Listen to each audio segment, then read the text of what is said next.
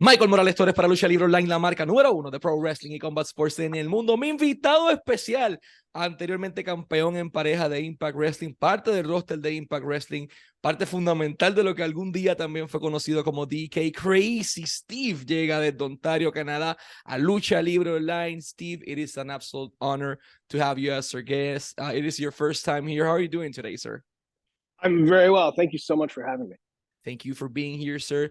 Your pathway inside the wrestling industry started almost 20 years ago. I wanted to know how you started inside the pro wrestling industry. Like, what caught your eye enough so you could say, "Hey, this is what I do. What I want to do when I grow up." It's hard to say because I've always wanted to be a pro wrestler from like when I was in kindergarten. I had like 3 jobs. I can remember saying I wanted to be a comedian because I liked making people laugh. I wanted to be an artist because I like to draw, and I wanted to be a professional wrestler because I love professional wrestling. So this is kindergarten crazy. So, and then I just never lost sight in the pro wrestling thing. I guess after a while, like, you know, when you're a kid, you grow out of that was something I said in kindergarten, but the pro wrestling thing always stuck, and pro wrestling is something that I've always consumed. I've never fallen out of it. You know, you'll hear some people who will tell you like I didn't get into it till I was in high school, or once I got into high school, I got out of it. But for me, it's always a constant. I just never lost sight of that. As ironic as those words kind of are, but I just never lost sight of it, and then it became an option for me. You know, I had like 1 week left of high school, and a buddy of mine had found Eric Young's WrestlePlex in Cambridge, Ontario, and he asked me to go with him. He's like, "Dude, you got to come with me. I've been training for like a couple weeks. It's awesome. You got to come." He wants students. You have to come. You have to come. And I can remember having the option of like, well, I just finished high school, or I'm just about to finish high school. The normal thought is to go to college and get some more education under my belt. Plus, I'm not a large human being as far as the world of professional wrestling is concerned.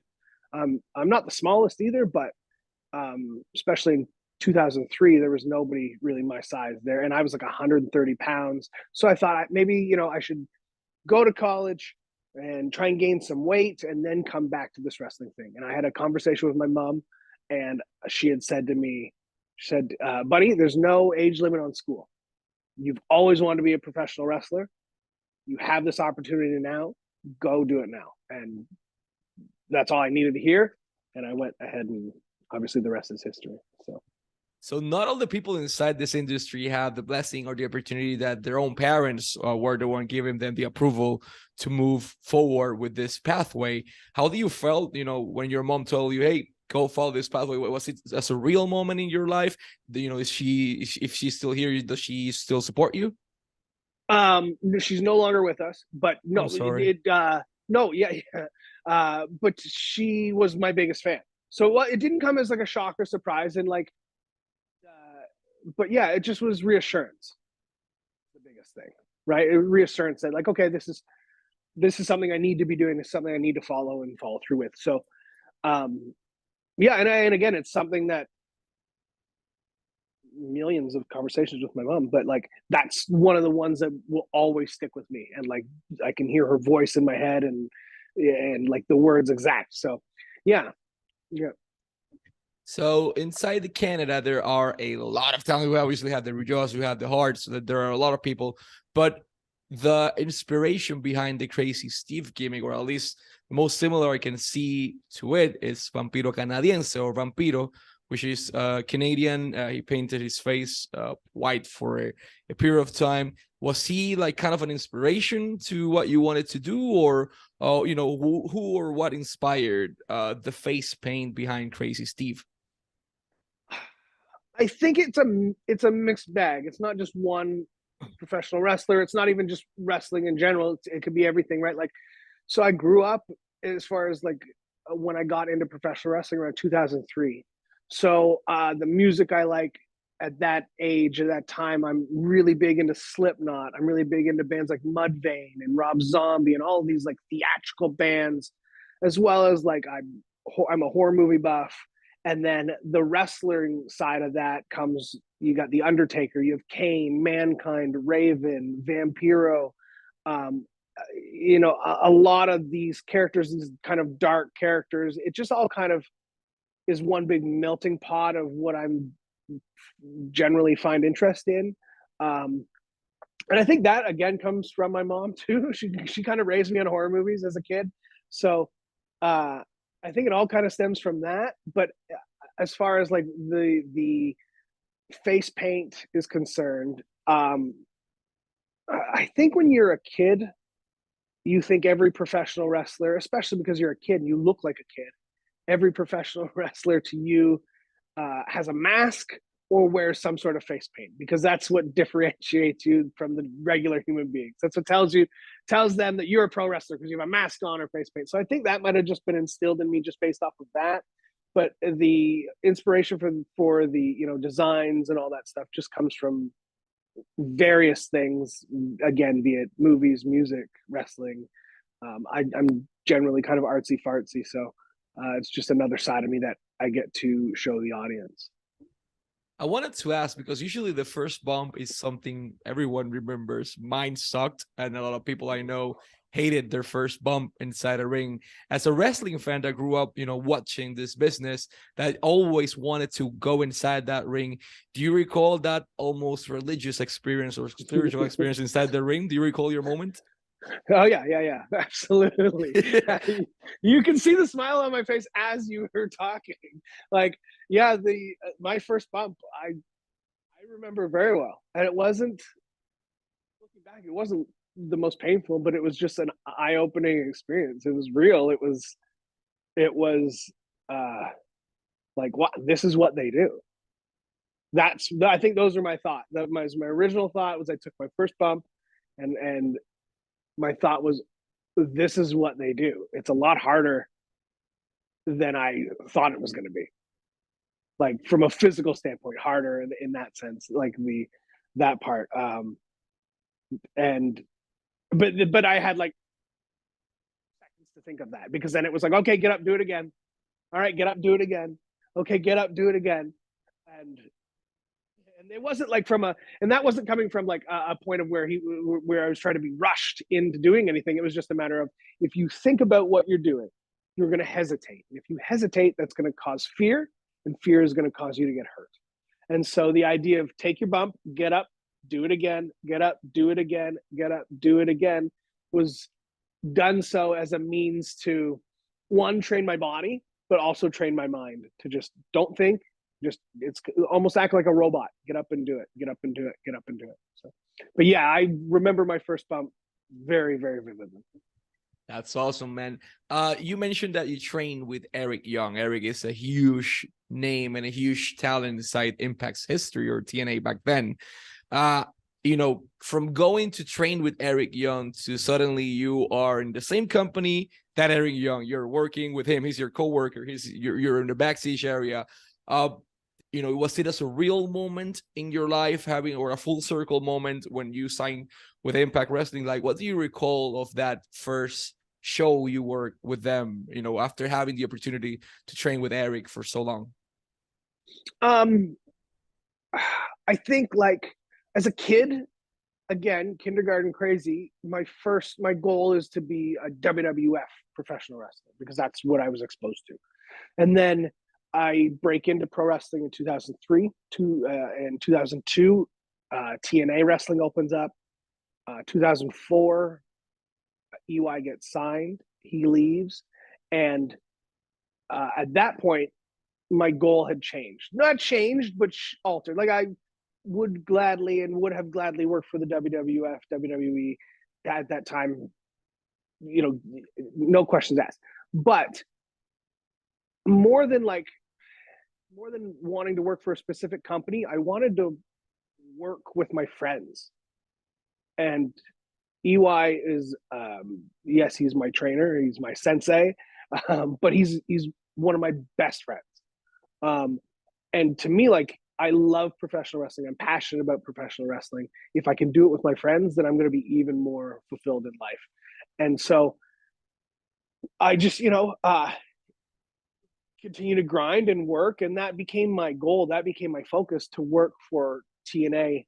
And then when it finally happened, I ended up wrestling EY in my dark match. That would eventually get me signed. Was that your first match? Well, no, because it wasn't seen in front of people. It was a dark match in the sense that it was, okay, I was there for like a tryout, but the people that were watching were like the agents, a couple of the boys, and the bosses, the VPs, and all that.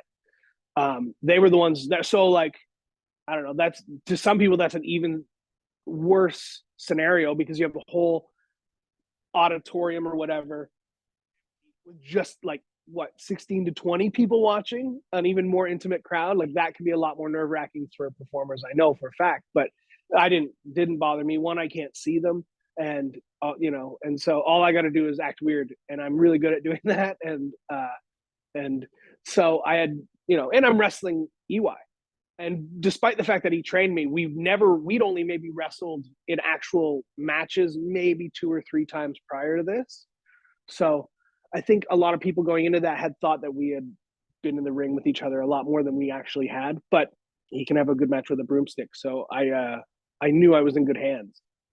And then after that, after I got signed, it was EY who sent me the text. I was back in Canada, and he sent me the text like, "Hey, you are gonna get a call.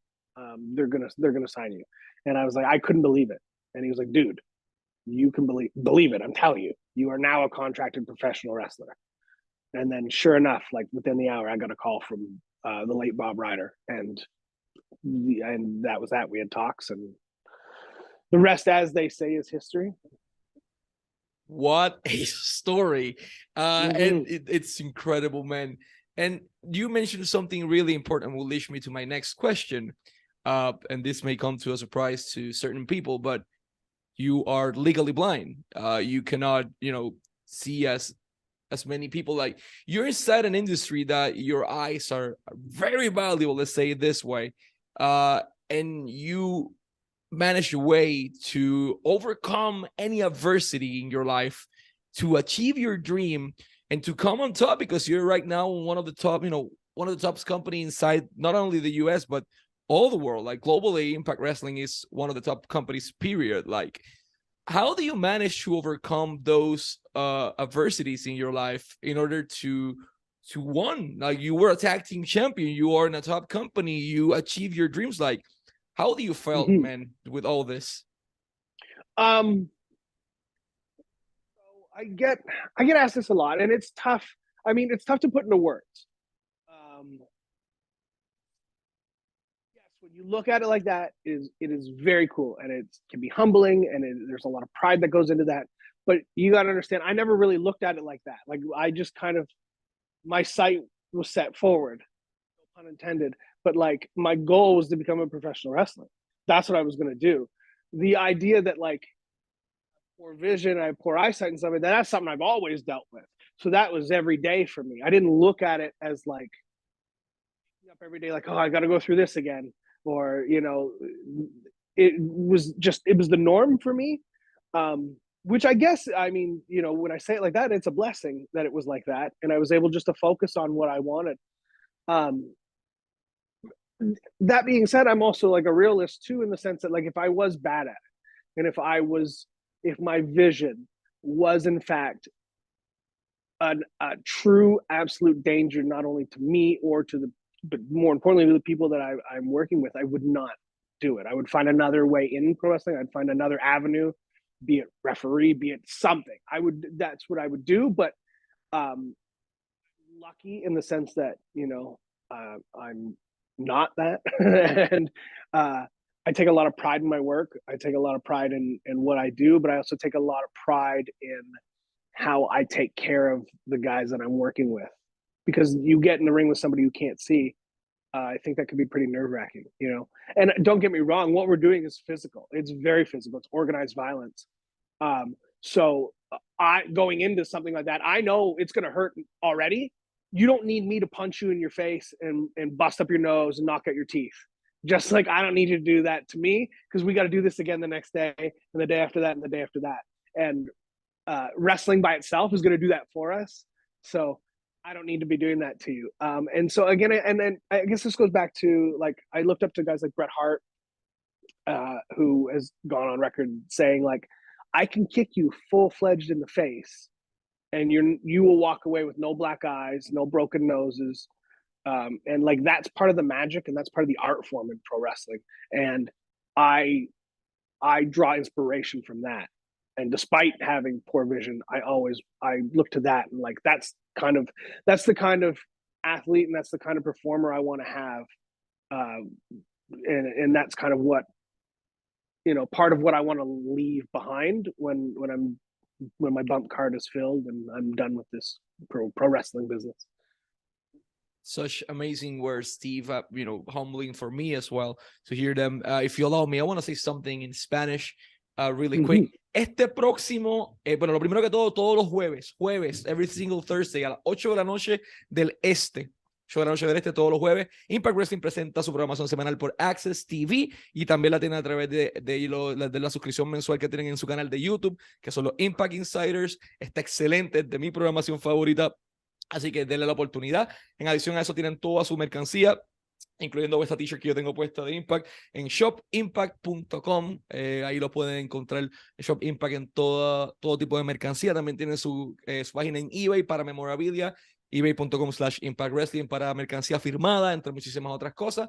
Pero lo más importante es lo que va a estar ocurriendo este 18 de noviembre. Y es que el 18 de noviembre Impact Wrestling va a estar presentando su mega evento Overdrive directamente en Louisville, Kentucky. Y el día después, el 19, tienen también tapings en Louisville, en Kentucky. Los boletos están disponibles ahora mismo en Ticketmaster. Lo que tienen que hacer es ir acá abajo, haces clic y puedes adquirirlo. Ticketmaster.com para boletos para el evento Overdrive. Y créanme, denle la oportunidad. Impact está en su punto más caliente y vale cada segundo de su tiempo. Steve, before we go to our last question, due to time limits, I wanted to thank you so much for your time. It's been such an incredible story to share. Last but not least, Impact Wrestling presents Overdrive, as I was just saying in Spanish, November 18 in Louisville, Kentucky. It's going to be huge. Every single Impact Wrestling event has a purpose. What can we expect from Crazy Steve this next November 18 on Overdrive, available on Impact Plus, directly from Louisville, Kentucky? Well, if I tell you that, it kind of takes away from the fun now, doesn't it? It does. I mean, my name speaks for itself, and therefore I always feel like predictable is the best way to go about it. However, what you can expect from the entire show is, from top to bottom, you're going to get banger after banger after banger. Impact Wrestling is set to deliver a spectacular show, as we always set out to do. Overdrive is going to be no exception. We're super excited to come back to Louisville. We're purposely making Louisville like a regular stop on our loops. And I know it's something that the roster and the company looks forward to each time we see it on the calendar year. So Overdrive is going to be fantastic. It's going to be awesome. Please, everybody, tune in. Impact Insiders, Impact Plus. There's ways for you to see it. You know what I mean? That we've made it very easy for the consumer. So please check it out. It's going to be fantastic. Perfect, and let's wrap this up en español. Crazy Steve de Impact Wrestling y Michael Morales Torres para Lucha Libre Online, la marca número 1 de Pro Wrestling y Combat Sports en el mundo. Y el 18 de noviembre, su única cita es con Overdrive de Impact Wrestling, disponible en Impact Plus.